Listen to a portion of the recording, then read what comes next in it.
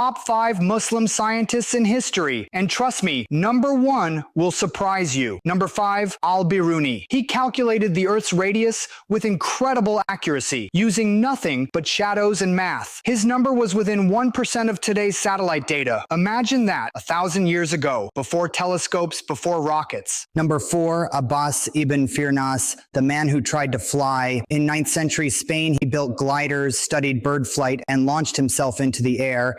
He crash-landed, but his work inspired future attempts at aviation. Many call him the first true aviator. Number 3, Al-Zahrawi, known as the father of surgery.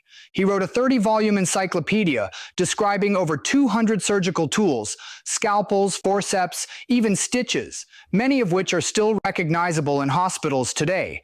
His books trained doctors in Europe for 500 years. Number 2, Taqi al-Din, a forgotten genius. In the 1500s, he built one of the world's first mechanical clocks precise to the second, invented steam-powered machines, and even designed early telescopes. Some say if his observatory hadn't been destroyed, the Industrial Revolution might have started in the Muslim world. Number 1, Fatima al-Fihri. And here's the shocker. Not a man, but a Muslim woman. In 859, she founded the University of Al-Qarawiyyin in Morocco, the world's very first university. That same institution still operates today. Modern higher education itself began with her.